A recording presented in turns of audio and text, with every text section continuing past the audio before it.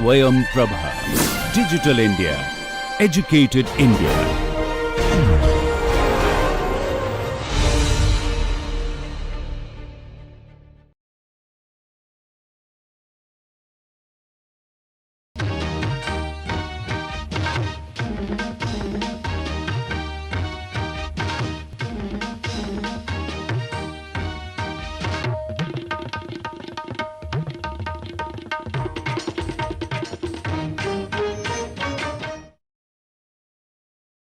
Welcome to this course. We are now in the third lecture of the first module, which is outline and introduction. In this lecture, we will look at developments in uncertainty analysis and the approach that we will follow in this course and how the two are connected. The history of errors and uncertainties goes back about 100 years, but those were isolated cases where experimenters and researchers tried to find out what is the error and made their own theory to report that error.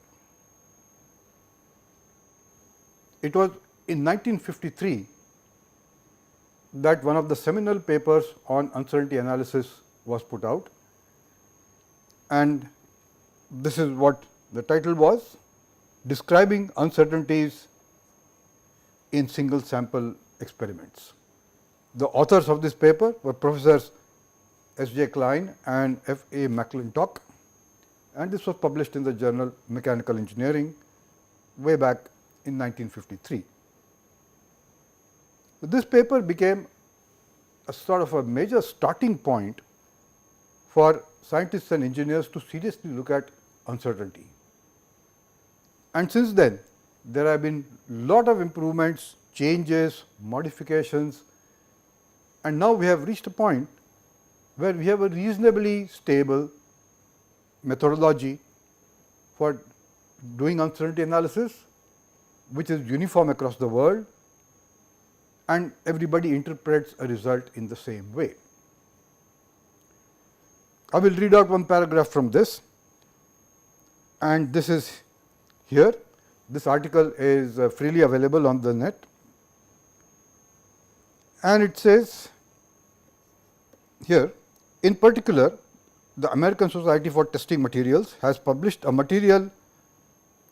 manual covering the presentation of results in controlled multiple sample experiments.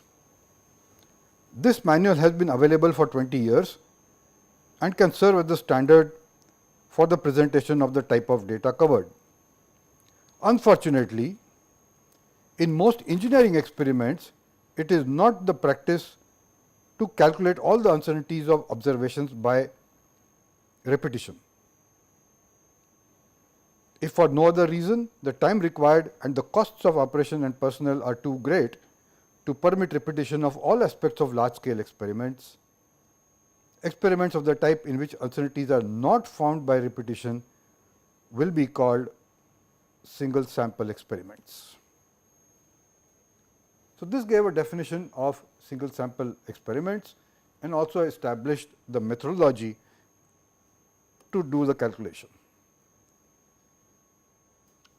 After many advances on uncertainty research, the American Society of Mechanical Engineers came out in 1998 with a standard called PTC 19.1, which is the performance test codes. ASME already had several test codes for equipment like boilers, turbines, feed water heaters, condensers, pumps, heat exchangers.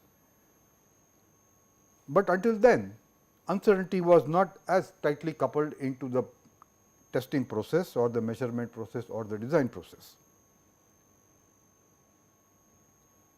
This standard, the front page of which I have displayed here, this came out in 1998, this one, and it gave both type of instruments and methodology for doing uncertainty analysis.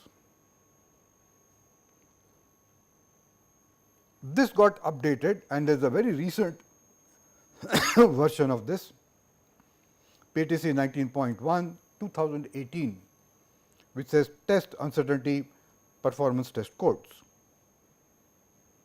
Now, 19.1, between 1998 and 2018, in these 20 years, lot of changes took place, and finally, diverging opinions in different parts of the world by researchers and academicians converged to a fairly uniform approach.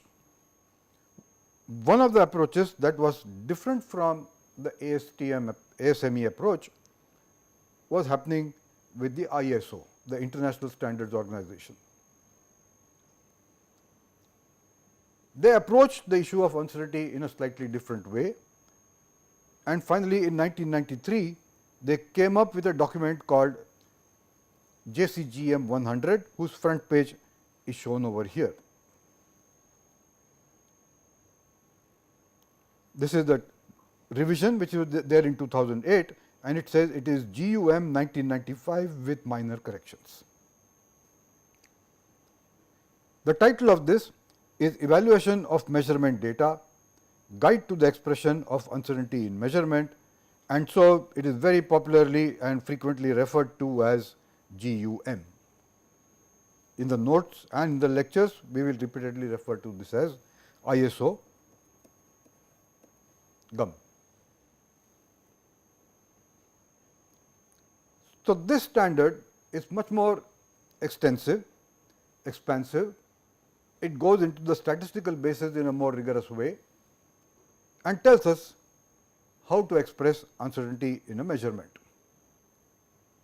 Nevertheless, there is a slight difference between PTC 19.1 and JCGM 100. We will come to that when we look at the lectures on uncertainty. These differences were large until about 1993, and subsequently ISO, ASME and other experimenters across the world got together and said, let us have one uniform system and let us harmonize our standards. JCGM 100 is freely downloadable from the web, you can get it. It is also published as ISO Guide 98-3. The document is, two documents are exactly identical, you can read either of them. In literature, there are some places where they refer to JCGM 100, many others where they refer to it as ISO Guide 98-3. Both are the same. The difference of ISO was that it brought together many different professional organizations across many disciplines, because uncertainty analysis is not one discipline specific, like we may think that ASME was for mechanical engineering, but it is universal, and no field, no experimentation is exempt from uncertainty. So, they brought together in an umbrella a bunch of organizations which are listed over here. This is the second or third page of this document, and ISO, its own offices were there who were coordinating it, that is this ISO here, but they got together another very large major standards organization called IEC, which is the International Electrotechnical Commission. This IEC puts out standards related to any aspect of electrical, electronics, communication engineering, whether it is your power supply, whether it is your Bluetooth or whether it is your USB. They are all as per some IEC standard. This is again a fairly established 50-year-old standards body, and the whole world of electrical electronics is governed by their standards. Then they brought in IFCC, ILA, IUPAP, which is International Union of Pure and Applied Physics, IUPAC, which is International Union of Pure and Applied Chemistry, and a very large organization called OIML, which is International Organization for Legal Metrology. So, all of them came together, they all agreed on some things, and the document that came out was this, the ISO GUM. In more than one way, this became the established norm for all international practice, and gradually ASME PTC 19.1 got harmonized with it, and today PTC 19.1 and JCGM 100 or ISO GUM, they are practically identical. So, we now have a consistent methodology for doing uncertainty analysis. This was not the case 30, 40, 50 years back, and if you look up the literature, you will find somebody is reporting the uncertainty in some way, somebody is reporting the uncertainty in some other way, their interpretations were off, and so there were a lot of things going on between them. So, this is where we are now. Once ISO GUM became established as the international standard, lot of organizations started upgrading, adopting it, changing their standards, and wherever they had their own standard, they harmonized it with ISO GUM. One of the major changes that happened, I am putting here, this is a document from NASA, and they have come out with a series of volumes where they upgraded their completely quality assurance test, and this is their measurement quality assurance handbook. This is again freely available on the web. I encourage you to read it. And I picked out a little paragraph from the preface to the standard. It says, a lack of standardization for quantified measurement uncertainty estimation often causes disagreements and confusion in trade, scientific findings and legal issues. The principles and methods contained in this handbook are based and in some instances expand on the International Organization for Standardization ISO Guide to the Expression of Uncertainty in Measurement GUM, the international standardized approach to estimating uncertainty. Another standard which they have said here, ANSI, American National Standard Institute, this particular standard 2007, which is the US Guide to the Expression of Uncertainty in Measurement, is the US adoption of ISO GUM. Additional guidance on estimating measurement uncertainty is available in many engineering specific voluntary consensus standards and complementary documents. However, for consistent results, it is imperative that the quantification of measurement uncertainty be based on the ISO GUM. So, this in a nutshell very crisply captures the spirit of ISO GUM and how everyone has undergone a change and finally adopted it. This is the case with India also. Their ISO GUM has been adopted as Indian standards. There are related standards which I have cited here, ISO 5725 and ISO 3534. This is available as Indian standard 15393 and this as Indian standard 7920. They give various aspects of GUM and it is practically the same as the JCGM 100 ISO GUM. And as this says, this particular standard Z5420 standard, this is also pretty much similar to ASME PTC 19.1,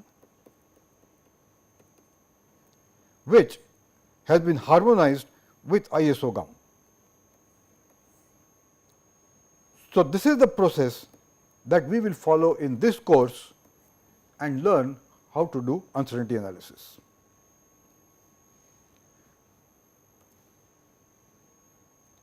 What has happened is that these standards PTC 19.1 or the ANSI standard there or the ISO GUM, they have become like mother standards for a whole lot of other engineering scientific activity. For example, PTC 19.1, which deals only with test uncertainty and how to do uncertainty calculations, has many other sister standards. For example, for pressure measurement, there is the standard PTC 19-4. So, if you are teaching somebody how to measure pressure, this is the place to go. There were a series of other standards in ASME. For example, there is fired steam generators PTC4, which is basically boilers. Similarly, there are about 25 standards in the PTC family, and what has happened is each one of these finally incorporates in it PTC 19.1 and says how to do the experiment, how to report the uncertainty. Only then your testing is acceptable and it is meaningful. Same thing with ISO gum. I gave the example of NASA in the previous slide. There are many more things, including almost all ISO standards which deal with several things. All of them say that wherever there is a measurement done, wherever there is an uncertainty, where is the interpretation of a measurement, you shall follow ISO GUM. India is a member of ISO, and we have adopted many of these as Indian standards, which are designated as IS.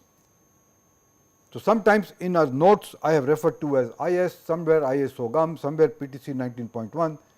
The specific things which are slightly just I am referring to, but at the base of it all of these are the same. What these standards have do and why we have to do that in this course is that these standards are used by professionals, by industry, and in today's world, no matter what you make, what you design, there are a lot of standards that govern it. And so, you have to be aware of that and see that wherever there is a quality issue, a measurement issue, uncertainty issue, this is where you have to start. So, to be able to use it, both in industry, engineers and scientists need to learn this uncertainty analysis, and this is also the case for students who, if you want to be immediately employable and be able to work with industry, you have to learn these standards. The difficulty so far has been that there have been very few textbooks. For example, there is a chapter on uncertainty in these two books which are widely used, the latest edition of J.P. Holman or the measurement book by E.O. Doiblin. These have been standard texts for many years in most engineering colleges, but they are old and they are not harmonized with the ISO process. That is a drawback of these books. Among the more recent ones which has tried to bridge that gap is this book which has come out a few years back, which is authored by Professors Coleman and Steele, and this book is essentially telling you how to do uncertainty analysis with ISO. Okay, so, that is with the textbook by Coleman and Steele. The reason I have made these notes and this course is that there are certain aspects in Coleman and Steele which are easy to understand, there are others which are a little tricky. I have adopted ISO largely selectively from PTC 19.1 and presented the entire material in a slightly different format which is relatively easy to understand. So, that is how we have come where we are. All these standards, including any other standard that you look at, has one fundamental aspect, that it begins with the definition of terms. That words that we use, they have to be fairly precise. So, there are terms or nomenclature and even symbols, these are defined very precisely. And the guiding document for that was put back few years ago, and it is the front page of that I have displayed here. This is your JCGM 200. Again, this is an ISO document, also available as a guide, and the title of this is International Vocabulary of Metrology. Now, metrology is in general all measurements and basic and general concepts and associated terms. So, this is your vocabulary of metrology, and this is referred to in many places as ISO Vim or just VIM Vim. This document is also freely available, it can be downloaded, and all of that has also been made into an equivalent Indian standard. This is freely available and we will use this.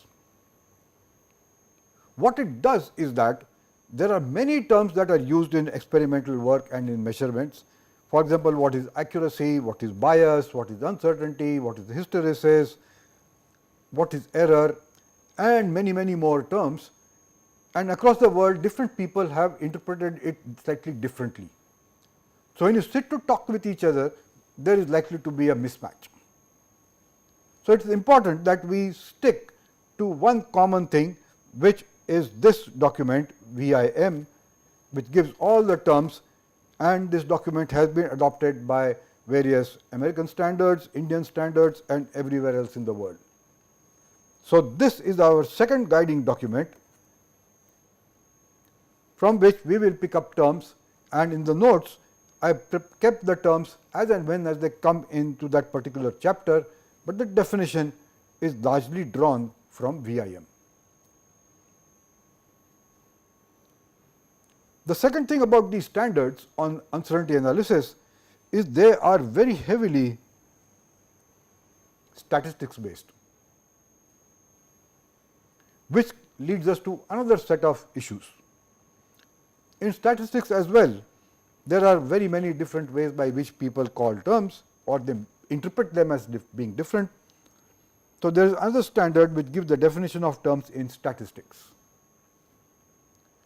There is an ISO standard and there is an equivalent IS standard. The details I have given in the notes, and we will follow that. So, that as you will see in this course, you will soon see there are too many terms coming in, and we will need to have one consistent, clear approach as to what each term means, whether it is in the measurement part or in statistics. We will follow these standards. The standards also give a broad methodology of how to measure, what to measure, and the statistical and mathematical basis, which is the procedure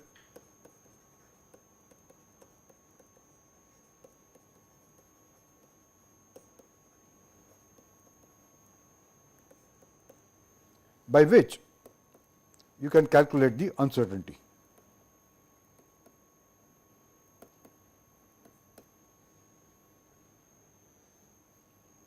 In some of the references, it is explained very clearly. In some others, you have to do a little more thinking and interpolation. And all standards will have some worked examples to illustrate what they are saying.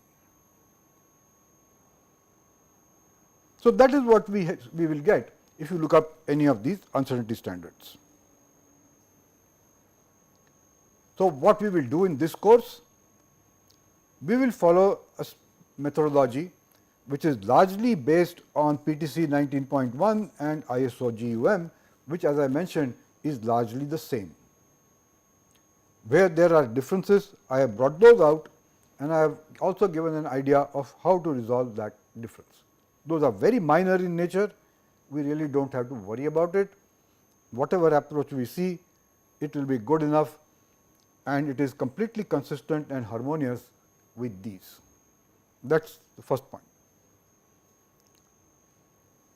Then the approach has two parts. The general approach of uncertainty analysis that you see anywhere in these standards is what we will call as post-test uncertainty analysis. What post-test means is that you have designed the setup, you have put it together, you have done the qualification tests and debugging, and you have executed the experiments, which is when you take data. So, you have reached that point where you have done all of these. Maybe you skipped some of these. For example, if the setup was already ready, then the first two are not required, the third may or may not be required, only the data has to be taken. If it is an experiment in a school or a college, we largely do not do the first three, we straight away take the students, you will take the data. So, you have data. So, you have done the experiment, you know everything about the instruments, you have all the data that you want, all the data about instruments is available, all the data about the rig or the setup that you have, that is available, and now you have everything that you need to do the uncertainty analysis. So, that is what it is called, post-test uncertainty analysis. And when you report a result or write a paper or a thesis or a dissertation, it is this uncertainty that we actually use. So, this is the most visible, most frequently used and most popular of all the uncertainty analysis reportings. So, this is what we did, which is that from the experiment design we get the result formula. So, that is the other thing we have. That means what measurements we make and what calculations we do, and we have all the parameters which are also the variables in the experiment. The data pertains to the variables. So, what we do is we identify the parameters that have been measured, we list them out, and because they were measured, so they have uncertainty, and they were measured once, twice, many times, and the data pertains to these parameters. Then we will see the process by which we will establish uncertainty in each measurement individually. So, this is step number 1. We identify what has been measured, what are the parameters, what are the instruments used, and with all our knowledge of the process, we establish the uncertainty in each measurement. So, you reach a point where you say, I did all of this, now I know that these are all the measurements and I have all the uncertainty in each measurement. So, this is what we got. Then we get back to the result formula, and there could be 1, 2 or many more. Each one of those formulas has some constants and it takes data from some of these measurements. There is a mathematical relation, we put things into it, and from there we estimate the next thing, which is uncertainty in the result. This is the step number 2.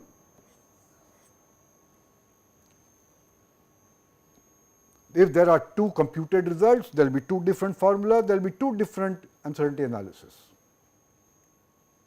And so, we get uncertainty in the result. The next step, so, is that we establish this uncertainty as interval estimates. So, what do we have at this point? If it was a measurement, we say that this measurement had this mean value plus minus this much uncertainty, or this and this at a certain confidence level. We will see what these 2 differences are. And the same thing with every result. So, every measurement we have this, with every result also we have the same form. 2 numbers corresponding to some confidence value, or just 2 numbers which implicitly mean something else, we will see what that means. So, there are 2 things happening here, 1 and this is 2. Now, we use these values for various interpretation and other things. So, we can generate regressions, we can make correlations, we may be interested in only certain measurements, that is our result. We report that, or we make a relation between 2 measurements, we may report that. That is what your next step was, which is data analysis, where we not just make a formula and do a calculation or make a plot, but along with that, in all of that we say what is the uncertainty. Having completed that, we go to the last step, which is reporting and archiving, and all the standards tell you the best practices for reporting data with uncertainty, and finally, how you should store it, so that in future people who are not familiar with the apparatus or do not know the experimenter can read that report and fully understand what was done, how it was done, why it was done, and get the answer. This is extremely important. So, this is the normal test of process of doing the uncertainty analysis, which, as I said, essentially corresponds to post test uncertainty analysis. And this is something everyone has to do, because even if you did not design the setup, you did not do pre-test uncertainty analysis, you did execute the experiment and get all the data. So, you have to do this and report it as a result. A subset of this is what is there in the next part, which is pre-test uncertainty analysis. This method is a subset of post-test uncertainty analysis, and some of the issues are treated slightly differently, but largely within the same framework as ISO GUM or PTC 19.1. So, what is pre-test uncertainty analysis? Is what we saw in the earlier slide: design, assembly and debugging. When we do uncertainty analysis at these stages, that is what we call pre-test uncertainty. So, in design of the experiment, debugging and in the making of the test plan or the test matrix. So, we have not reached the stage of doing the experiment, which is why this is called pre-test. In the design stage, we can use uncertainty analysis to tell ourselves well before doing the experiment as to what is the uncertainty going to be if we design it in this particular way. So, there is the procedure for doing that, and it begins like this. We come up with an experimental design, a concept, that this is how I will do the setup and this is what I will measure and this is my result formula. So, you have a sketch, you have an equation or a set of equations for each result that you want, and you know that to get the data in that result, what are the parameters, and these parameters that you are going to measure later on. Some of these are of course constants, some are measured. So, the next step is we identify parameters that will be measured, and so these are the parameters that will have uncertainty. Next step we do is we estimate uncertainty in each measurement without data.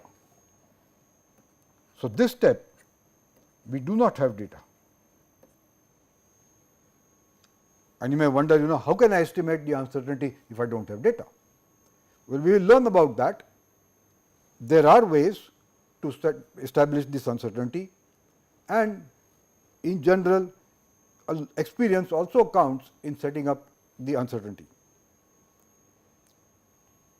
So, we will take all the knowledge, the information and data that we have about every measurement individually by looking at, say, its specification sheet, what we know from previous experience about using that instrument, and as many things as we can know about it, we tabulate those and estimate their uncertainty on some statistical basis. That becomes an estimate of the uncertainty in each measurement.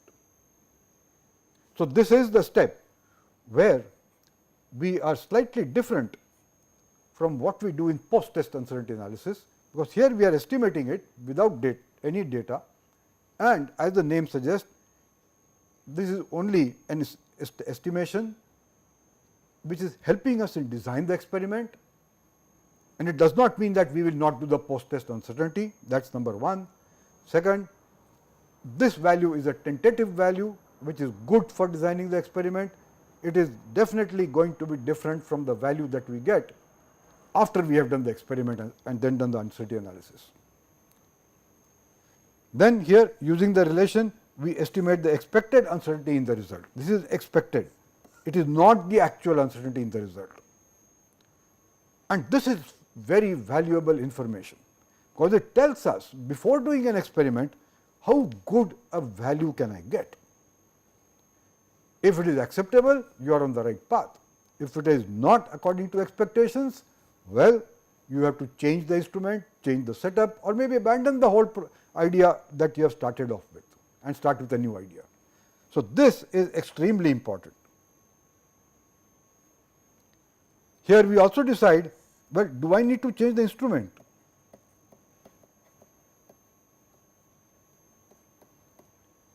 And this has a lot of cost implications.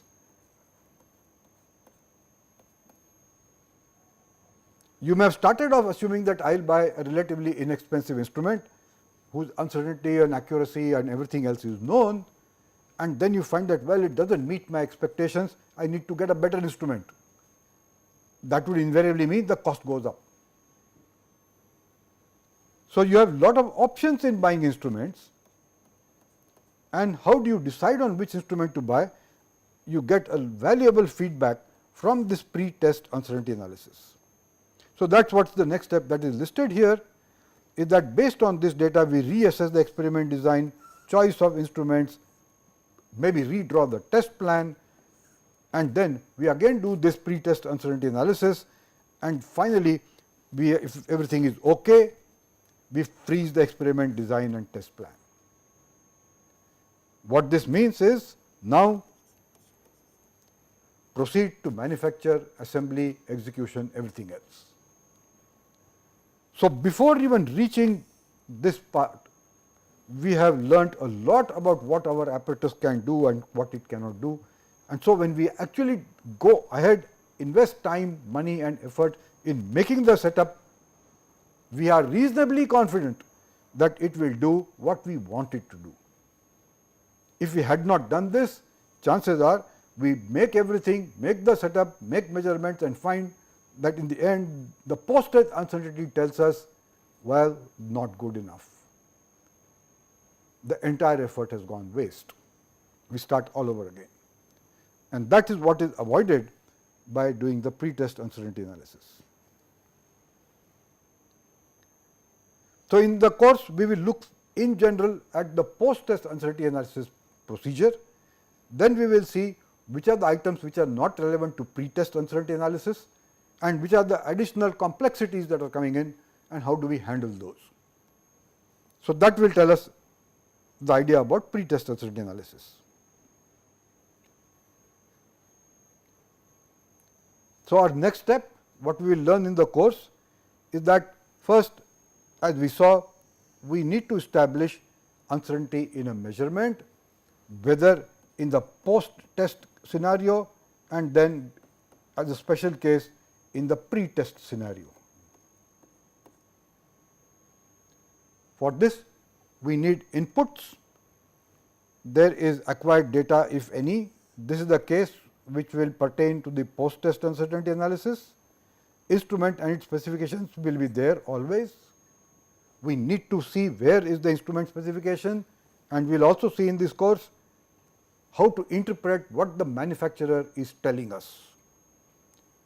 This part is important because most instruments that we will use are bought out.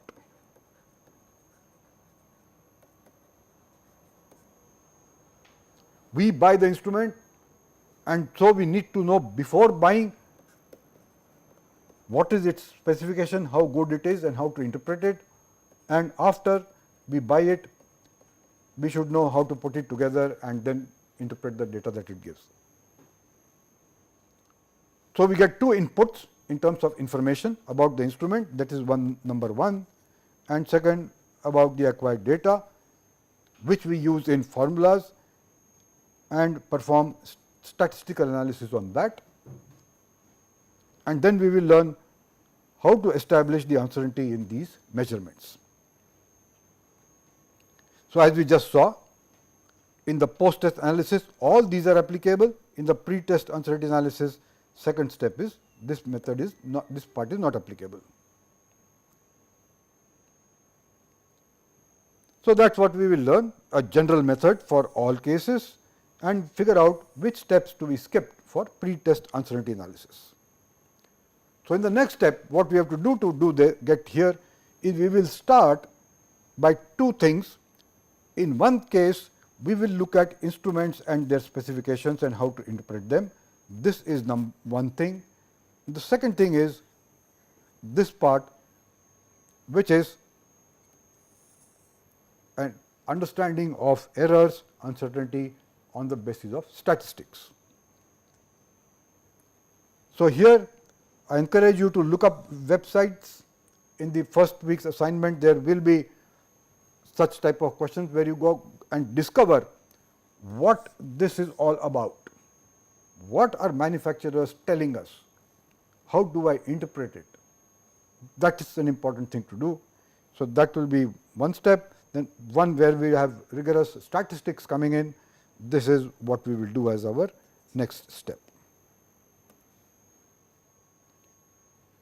So, we conclude this lecture, and in this lecture I have tried to put out a brief history of uncertainty analysis, how it evolved, what were the various ways in which people thought about it, and how scientists from various branches, disciplines and applications came together to harmonize all of them and come up with one uniform standard, one for uncertainty and also the accompanying statistics. So, that is where we learnt of the main standards, which we said will be the ISO GUM, which is harmonized with many standards like the ASME PTC 19.1, various Indian standards and so on. And we will learn both the science of why it is like that and the engineering and technology of how to apply it. We will learn both these things. Then we showed what are the steps in performing an uncertainty analysis, that we start with some data and information about the measurements. We will establish the uncertainty in a measurement. Using that, we establish the uncertainty in a result. That is most of this course. And to understand that, we said that uncertainty in a measurement, we have to have a knowledge of errors and statistics. So, this concludes module 1, and in the next module, we will start studying about errors, uncertainty and the statistical treatment. With that, we conclude this lecture. Thank you.